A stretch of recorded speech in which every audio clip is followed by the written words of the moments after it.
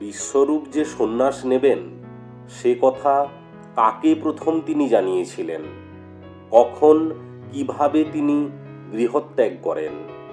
সচিমাতা ঠিক কখন জানতে পারেন বিশ্বরূপের গৃহত্যাগের কথা? কে প্রথম তাকে সে খবর দিয়েছিলেন? বালক নিমাইয়ের কোনো পরিবর্তন দেখা গিয়েছিল কি দাদার সন্ন্যাসী হয়ে চলে যাওয়ার পর? এই সমস্ত প্রশ্নের স্পষ্ট উত্তর আমরা পাব এই ভিডিও থেকে। গঙ্গার তীরে বসেছিল দু ভাই, নিমাই আর বিশ্বরূপ। মাথার ওপর ফাল্গুনের আকাশ তারায় তারায় দীপ্ত। গঙ্গার তীরে বসে আছেন দু ভাই, নিমাই আর বিশ্বরূপ। মাথার ওপর ফাল্গুনের আকাশ তারায় তারায় দীপ্ত। দীর্ঘ একটা সময় বিশ্বরূপ এক প্রকার চেতনাহীনতার মধ্যে কাটিয়ে ক্লান্তি অনুভব করলেন। ধূপ ছায়ার মতো অন্ধকারের মধ্যে নিমাই তার বড় বড় দুই চোখে গঙ্গা দেখছিলেন। চোখের দৃষ্টি স্থির নয়, স্বাভাবিক নয়। সামান্য কিছুক্ষণ চুপ করে থেকে অস্ফুট স্বরে বিশ্বরূপ ডাক দিলেন, নিমাই, এখন উঠবি ভাই? সময়টা গঙ্গার দিকে চেয়ে চেয়ে কাটিয়ে দিলি, পাছে একাগ্রতা ভেঙে যায়, তাই ডাকতে পারিনি তোকে। অত তন্ময় হয়ে কি দেখছিলি নদীতে?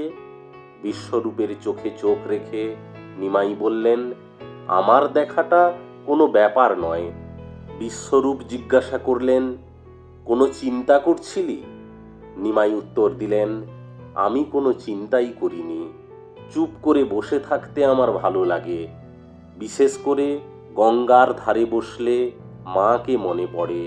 আবার কল্পনায় মা আর গঙ্গা এক হয়ে যায়। গোটা গঙ্গা নদীটা কখন যেন আমার মা হয়ে যায়। খরস্রোতা এই গঙ্গায় নির্ভয়ে আর নিশ্চিন্তে এপার ওপার করতে আমার একটুও ভয় করে না। মনে হয় আমি মার কোলেই আছি। অবাক দুই চোখে বিশ্বরূপ নিমাইয়ের দিকে তাকালেন। বিস্ময়ের ঘোর কাটতে কয়েক মুহূর্ত লাগলো। তারপর অভিভূত গলায় বললেন, নদী, জল, মাটি তোর চেতনায় যখন মা হয়ে উঠেছে, তখন মাটির বোবা কান্না, বাতাসের হাহাকার, অদ্বৈত আচার্যের মতো তুইও সত্তার ভেতর অনুভব করতে পারবি। জানিস নিমাই, আচার্যের চেতনায় দেশ কোনো ভূখণ্ড নয়, সাক্ষাৎ জননী। তোর সঙ্গে আচার্যের এই অনুভূতিগত মিল দেখে বড় স্বস্তি অনুভব করছি আমি। অদ্বৈত আচার্য প্রতিদিন যার আবির্ভাবের জন্য আকুল হয়ে প্রার্থনা জানান, সে যে আমার ছোট ভাই হয়ে এই পৃথিবীতে এসেছে, তাতে আর কোনো সন্দেহ রইল না। এবার বড় স্বস্তিতেই যেতে পারবো। নিমাই আশ্চর্য হয়ে গেলেন। দুই চোখ বড় বড় করে জিজ্ঞাসা করলেন, কোথায় যাবে তুমি? কোনো কিছুই মাথায় ঢুকছে না আমার, একটু স্পষ্ট করে বলো। উৎফুল্ল হয়ে বিশ্বরূপ বললেন, আজ আমার বড় আনন্দের দিন। যে কাজে আচার্য আমাকে ভরসা করতে পারলেন না, সে কাজের দায়িত্ব তোকে দিলাম ভাই। এখন আমার ছুটি। আমার সবচেয়ে বড় অক্ষমতা আর ব্যর্থতার জ্বালা থেকে এবার মুক্ত হলাম। বিশ্বরূপের কথা শুনে নিমাই ভীষণ চমকে গেলেন। এ সমস্ত কথাবার্তা এমন গভীর আর জটিল যে নিমাইয়ের বোধগম্য হলো না। বোবার মতো মুগ্ধ চমক নিয়ে বিশ্বরূপের দিকে তাকিয়ে থেকে প্রশ্ন করলেন, তোমার কি হয়েছে বলো তো? ছুটি, মুক্তি, এসব কথা বলার মানে কি? বিশ্বরূপ জবাব দেওয়ার জন্য যেন তৈরি হয়েই ছিলেন। নিমাইয়ের প্রশ্নে তার স্নায়ু, অনুভূতি এবং পেশি টান টান হয়ে উঠল। বুকের ভেতর থেকে কথাগুলো দ্রুততার সঙ্গে উচ্চারিত হলো, নিমাই, আমি সন্ন্যাস নেব। সত্য যা তা এমনি অমোঘভাবেই হঠাৎ প্রকাশিত হয়ে পড়ে। বিশ্বরূপের বাক্যে শান্ত নিথর স্তব্ধতাও কেঁপে উঠল। নিমাইয়ের দুই চোখে কেমন একটা নিবিড় ব্যথা ফুটে উঠল। ভুরু কুঁচকে গেল। অবদমিত স্বরে নিমাই বললেন, তুমি সন্ন্যাসী হবে? জীবনে অনেক ব্রত উপবাস করে তোমাকে মা পেয়েছেন। বিশ্বরূপ একটু দিশেহারা বোধ করলেন। কেমন একটা ঘোর লাগা আচ্ছন্নতার মধ্যে কয়েকটি মুহূর্ত কাটল। নিমাইয়ের থুতনিটা একটু নাড়িয়ে দিয়ে বিশ্বরূপ বললেন, হ্যাঁ, সন্ন্যাসী হব। সন্ন্যাসের মধ্য দিয়ে বিশ্বভুবনের সঙ্গে আমার অন্তরলোকের ভুবনকে নতুন করে আবিষ্কার করব। বাকি জীবনটা বাঁচার মতো বাঁচতে পারবো তাহলে। নিমাই খুব করুণ চোখে বিশ্বরূপের দিকে চেয়ে রইলেন। অস্থিরভাবে নিজের মাথায় দুটো টোকা দিয়ে বললেন, আমাদের সকলের কাছ থেকে পালিয়ে যাবে তুমি? বিশ্বরূপ চমকালেন। কেমন একটু ম্লান দেখালো তাকে। বিমর্ষ গলায় বললেন, না, মানুষ তো পালিয়ে রেহাই পায় না। পালিয়ে যাওয়া মানেই তো হারিয়ে যাওয়া। হারানোর জন্যে তো সন্ন্যাস নেননি বুদ্ধদেব। জীবনের যদি কোনো একটি মানে থাকে, সে হলো অনন্ত চলা। চলতে চলতে অনন্তে গিয়ে পরিপূর্ণতা পায়। এই পরিপূর্ণতা পাওয়াটাই আসল পাওয়া। রাজার ছেলে সিদ্ধার্থ রাজ্য ঐশ্বর্য ছেড়ে সন্ন্যাসী হলেন। রাজার ঐশ্বর্য হারিয়ে তিনি ঈশ্বরের ঐশ্বর্য পেলেন। একেই বলে সত্যিকারের পাওয়া। নিমাই হতভম্বের মতো তাঁর মুখের দিকে চেয়ে রইলেন বেশ কিছুক্ষণ। তারপর ক্লান্ত স্বরে বললেন, দাদা, তোমার জটিল দুর্বোধ্য কথাগুলো হেঁয়ালির মতো লাগছে। এর মাথা মুন্ডু কিছুই আমি বুঝি না।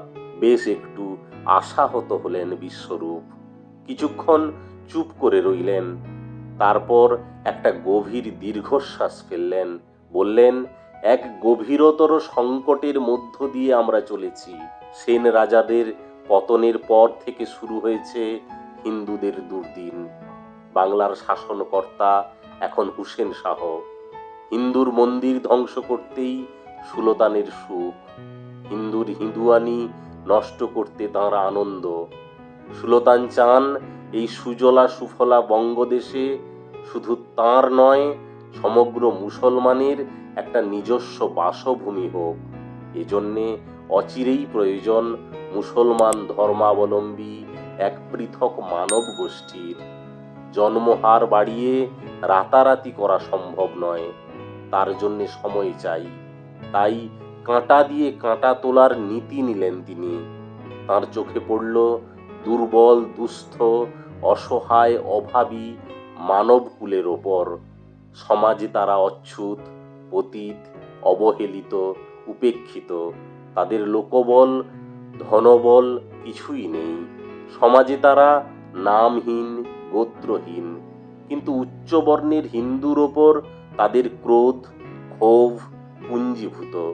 সুলতান তাঁর সহজাত বাস্তব বুদ্ধি দিয়ে বুঝেছিলেন, ওদের মুসলমান ধর্মের অনুকূলে টানা কঠিন কিছু নয়। সুলতানের অনুমান ছিল নির্ভুল।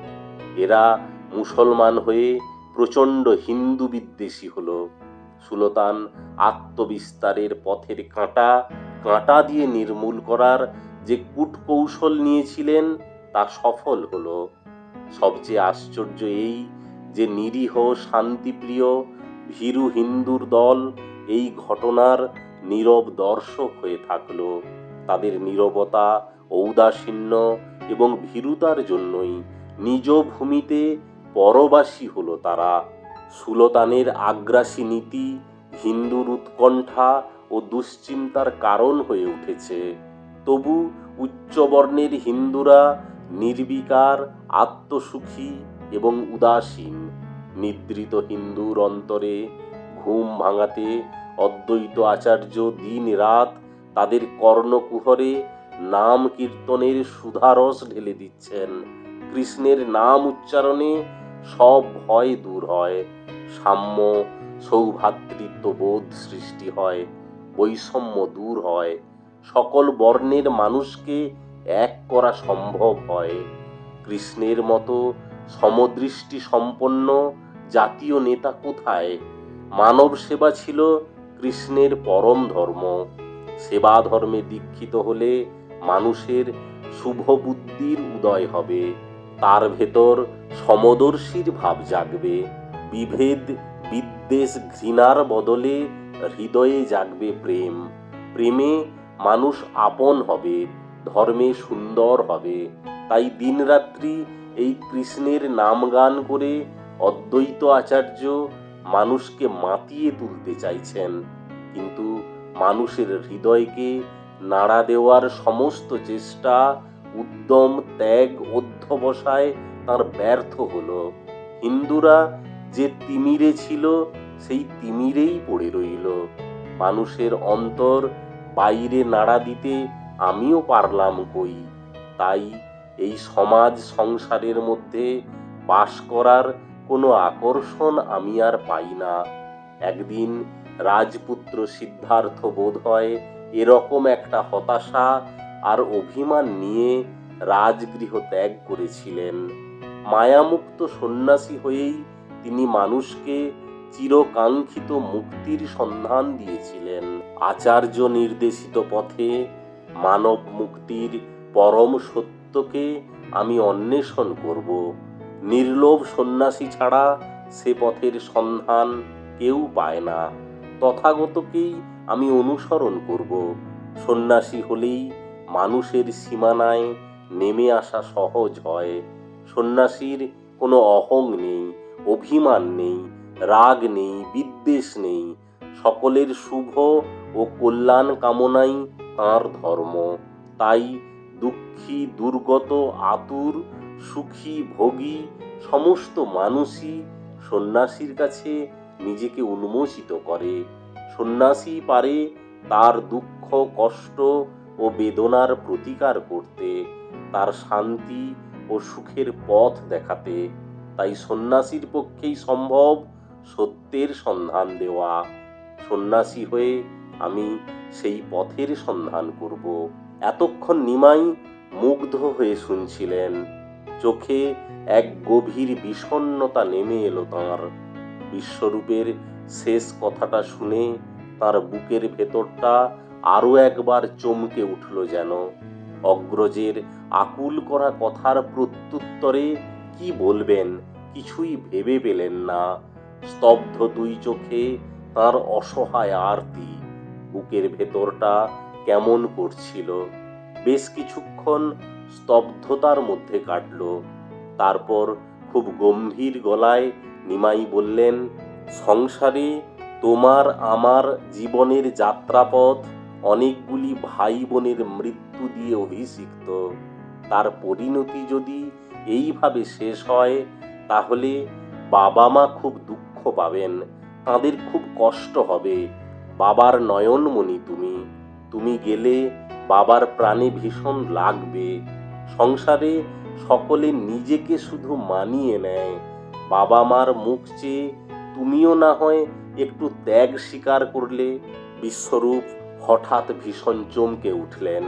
নিমাইয়ের বিষণ্ণ গম্ভীর স্তব্ধ দুই চোখের ওপর নিজের চোখ দুটো স্থাপন করে মৃদুস্বরে বললেন, আমি এসব ভাবিনি তা নয়, আমারও বুক ফেটে যাচ্ছে। তাদের ছেড়ে থাকতে আমারও ভীষণ কষ্ট হবে, কিন্তু মহৎ আদর্শের জন্যে বৃহৎ ত্যাগ প্রয়োজন। বড় ত্যাগ ছাড়া বড় কিছু পাওয়া যায় না। সিদ্ধান্ত যখন নিয়েছি তখন তার আর নড়চড় হবে না। নিমাইয়ের বুকের ভেতর ঝড়ের শব্দ, চোখের তারায় অন্তর্ভেদী নীরবতা। চোখে তিনি কিছুই দেখছিলেন না। একটা দারুণ কষ্টে হৃদয় মথিত ও ব্যথিত হতে লাগলো। কালো দুই চোখ সহসা প্রসন্ন কৌতুকে ঝলসে উঠল, যদিও তা ব্যথার আবেগে কাতর হয়ে ফুটল। নিমাইয়ের দৃষ্টির রূপ বদলালো, ঠোঁটে বিস্তৃত হাসি। বললেন, শীঘ্রই আমার একটি টুকটুকে মিষ্টি বৌঠান আসছে। মা বলেছেন মা লক্ষ্মী এলে বিশ্বরূপের সব খ্যাপামি কেটে যাবে। বিশ্বরূপ অতিরিক্ত গম্ভীর হলেন, একটা ভারী নিঃশ্বাস ফেললেন, কয়েক মুহূর্ত চুপ করে থেকে মৃদু হেসে বললেন, পৃথিবীতে যারা ধরা বাঁধা পথ ছেড়ে হঠাৎ অন্য পথ ধরে, লোকে তাদের খ্যাপা বলে। নিজের স্বার্থপরতার কথা তারা ভাবে না বলেই লোকের চোখে খ্যাপা তারা। নিজের সুখটাকে বড় করে দেখে পৃথিবীর আর সকলের দুঃখ যন্ত্রণা আরতি যারা ভুলে থাকে, তাদের সকলের মধ্যে কেমন একটা নিষ্ঠুরতার আর আত্মদৈন্যের গ্লানি আছে। সেই আত্মগ্লানিতে আমার চিত্ত পীড়িত। অদ্বৈত আচার্যের কথাগুলো আমার জীবনের ধ্যান মন্ত্র হয়ে উঠল। সত্যি তো, মানুষের কাজে যদি না লাগলাম, তবে মানুষ হয়ে কেন জন্মালাম? নিমাই মুগ্ধ চমক নিয়ে বিশ্বরূপকে দেখতে লাগলেন। দু চোখে বিস্ময়ের প্রদীপ জেলে বিমর্ষ গলায় নিমাই আবেগ গাঢ় স্বরে বললেন, আমরা সবাই পেয়ে হারাই। দুঃখ কষ্ট যা পাবার আমরা নিজেরাই নিজেদের দিই, আর সেজন্যে একটা অজুহাত তৈরি করি। এই হয় সংসার বড় মায়ার জায়গা। আসন্ন বিচ্ছেদের দুঃখে নিমাইয়ের বুকের ভেতরটা টনটন করছিল। সহসা তার কণ্ঠ রুদ্ধ হয়ে গেল। এক অসহায় কান্নার দুরন্ত বেগ দমন করতেই যেন তিনি ছুটে গেলেন বাড়ির দিকে। খুব ভোরে পাখির ডাকে নিমাইয়ের ঘুম ভাঙল। চোখ খুলে তিনি প্রথমে বিশ্বরূপকে খুঁজলেন। শয্যা শূন্য। এদিক ওদিক উঁকি দিলেন, কিন্তু কোথাও তাকে দেখতে পেলেন না। দ্বার খোলা। বুকের ভেতরটা তাঁর হাহাকার করে উঠল। চোখের দেখা দেখতে না পাওয়ার এই শূন্যতা যে কতখানি, এই মুহূর্তে নিমাই টের পেলেন। নিমাইয়ের বুকের মধ্যে ক্রমশ ঘন হয়ে উঠল একটা ব্যথা। ব্যথায় কয়েক মুহূর্ত নিশ্চল হয়ে কাটল তাঁর। তারপরেই আর কালক্ষেপ না করে তিনি ছুটলেন গঙ্গার দিকে। দৌড় দৌড় দৌড়। কানের দুপাশ দিয়ে বাতাস কেটে বেরোচ্ছে। মনে হলো বাতাস যেন বিশ্বরূপের গলায় বলছে, নিমাই, এমন করে ছুটিস না ভাই। মহাপৃথিবীর প্রাঙ্গণে যার নিমন্ত্রণ ছোট গৃহকোণ কখনো তার জন্যে নয়। বিশাল পৃথিবীর অবারিত প্রান্তর, অরণ্য, নদী, পর্বত আমাকে হাত ছানি দিয়ে ডাকছে। তোর সাধ্য কি আমাকে দৌড়ে ধরার?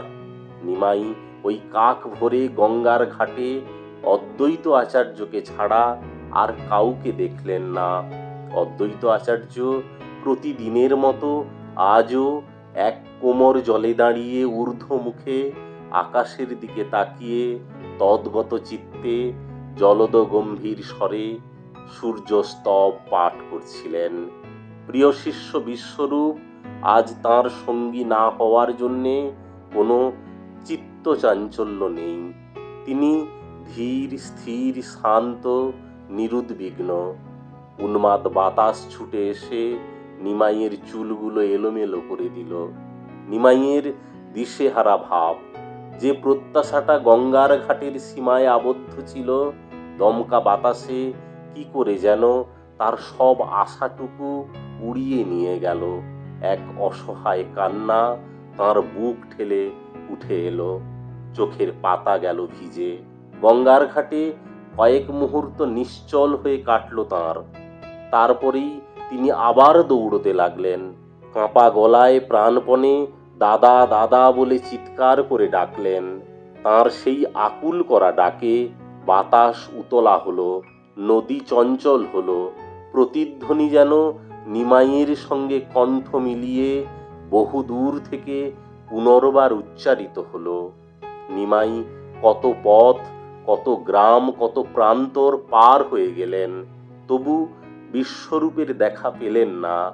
অবশেষে শ্রান্ত, ক্লান্ত, অবসন্ন হয়ে বিষণ্ণ ও ভারাক্রান্ত মন নিয়ে ঘরে ফিরিলেন। বাবা মার কথা ভেবে নিমাইয়ের ভীষণ কষ্ট হচ্ছিল। অনুভূতির রন্ধ্রে রন্ধ্রে একটা অসহনীয় দুঃখবোধ নিবিড় বেদনায় মিশেছিল। কিছুতেই নিজেকে একটা হারানোর দুঃসহ কষ্ট আর দুঃখ থেকে মুক্ত করতে পারছিলেন না। বাবা মা যদি প্রশ্ন করেন বিশ্বরূপ কোথায়, কি উত্তর দেবেন তিনি? বুকটা ব্যথায় টনটন করতে লাগলো। অবরুদ্ধ কান্নায় তিনি দাঁত দিয়ে ঠোঁট কামড়ে ধরলেন। পা টিপে টিপে আঙিনায় প্রবেশ করলেন নিমাই। আঙিনায় পা দিয়েই বুঝতে পারলেন জননী শচীদেবী এবং পিতা জগন্নাথ মিশ্র এখনো বিশ্বরূপের গৃহত্যাগের খবর জানেন না। বিশ্বরূপ সত্যি তাদের ছেড়ে যেতে পারেন এ তাঁরা স্বপ্নেও কল্পনা করেননি। তাই পরম নিশ্চিন্তে এবং নিরুদ্বিগ্নে প্রাত্যহিক কাজকর্মে জননী ব্যস্ত আছেন। সদর দরজার মুখে নিমাই সোজা টান টান হয়ে দাঁড়ালেন। মুখে গভীর চিন্তা এবং শোক থমকে আছে। পরনে একটা ধুতি। এই পোশাক এবং শোকে থমথমে মুখ তাঁর আকৃতি বদলে দিয়েছে। বালক হলেও নিমাই অন্তরের মধ্যে বেদনা টের পাচ্ছিলেন। এই অবস্থায় জননীর সামনে কেমন করে দাঁড়াবেন, কি উত্তর দেবেন ভেবে স্থির হতে পারছিলেন না। ভেতরকার একটা দুরন্ত উদ্বেগ আর উৎকণ্ঠা তাকে কুরে কুরে খাচ্ছিল। আঙিনার মধ্যস্থলে তুলসী মঞ্চ। শচীমাতা গলায় আঁচল দিয়ে জোড়ো হাতে তুলসী মাহাত্ম্য পড়ে যাচ্ছিলেন। একবার নিমাইয়ের দিকে তাকিয়ে চোখ সরিয়ে নিলেন তিনি। বিরক্তিতে, অভিমানে, কে জানে, কিন্তু এই তাকানোটা তীরের মতো বিঁধল নিমাইয়ের শরীরে। পাঠ শেষ করে শচীমাতা বললেন, কত বেলা হলো বলতো? তবু দু ভাইয়ের কোনো হুঁশ নেই। সেই কোন সাত সকালে সূর্যি ওঠার আগে গঙ্গায় গেছিস, আর এখন ফেরার সময় হলো? বাড়িতে আমরা যে দুটি প্রাণী আছি, আমাদের যে উদ্বেগ, দুর্ভাবনা, দুশ্চিন্তা আছে, সে কথাটা গঙ্গায় নামলে আর মনে থাকে না তোদের? গঙ্গা যদি মার থেকে বেশি প্রিয় হয়, সেখানেই কুঁড়ে ঘর বেঁধে বাস কর। বাড়িতে আসারও দরকার হবে না।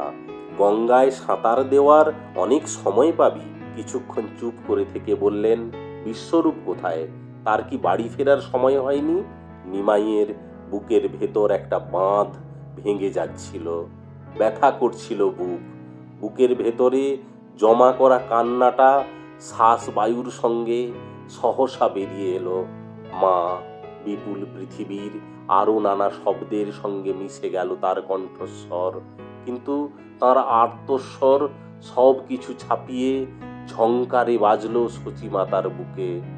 শচীমাতা চমকে উঠলেন। একটা বিদ্যুৎ স্পর্শ করে গেল তাকে। হাতের মুঠোটা শিথিল হয়ে জলশূন্য পিতলের ঘটটা পড়ে গেল। দু চোখে তাঁর বিস্ময় আর বেদনা। বুকের ভেতর ধুকপুক শব্দ। শচীমাতা কিছুক্ষণ বিহ্বল দৃষ্টিতে চেয়ে রইলেন নিমাইয়ের দিকে। বিশ্বরূপের কথাটা নিমাইকে জিজ্ঞাসা করতে পারলেন না। ভাসা ভাসা দুই চোখ তাঁর অসহনীয় নিবিড় বেদনায় আর্ত। একটা বোবা জিজ্ঞাসা যে বুকের খাঁচায় আটকে আছে, অনুভূতির রন্ধ্রে রন্ধ্রে নিমাই টের পেলেন। তাঁর নিজের ভেতরেও এক প্রলয়ে বাতাসে ভেঙে পড়ছে সমস্ত প্রতিরোধ। কি করবে নিমাই?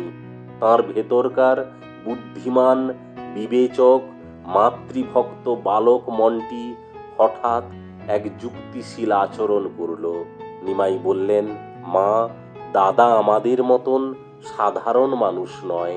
সে অনেক বড় একটা কিছুকে অনুভব করে। আমাকে সব সময় বলতো, এই অভাগা বাংলাদেশের জন্যে তার কিছু কর্তব্য আছে, কিন্তু এই নবদ্বীপ ধামে বসে কখনোই তা করা সম্ভব নয়।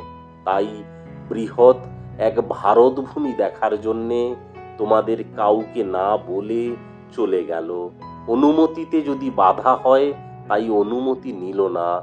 মা, তুমি অমন করে কেঁদো না, কাঁদতে নেই। দাদার তাতে অকল্যাণ হবে। নিজের দেশকে নিয়ে তার অনেক আকাঙ্ক্ষা আর স্বপ্ন। দাদাকে ঈশ্বর এই সামান্য সংসারে বেঁধে রাখার জন্যে পাঠাননি। তুমিও নিজের অজান্তে সাধ করে তার নাম রেখেছিলে বিশ্বরূপ। তোমার সেই বিশ্বরূপ আজ যথাযথভাবে বিশ্বের মধ্যে ছড়িয়ে গেল। এর চেয়ে আর আনন্দের খবর কি হতে পারে? এত বড় আনন্দের সংবাদ শুনেও তুমি কাঁদবে? কান্না এখন তোমাকে মানায় না মা। তুমি তো আর সাধারণ জননী নও, তুমি বিশ্বরূপের মা, বিশ্বের জননী। বিশ্বের বহু বিখ্যাত মানুষের জীবন ও দর্শন আপনাকে উৎসাহিত ও উজ্জীবিত করবে। পরিচিত মানুষজনকে শোনান তাঁদের কাহিনী, শেয়ার করুন আমাদের ভিডিওগুলি।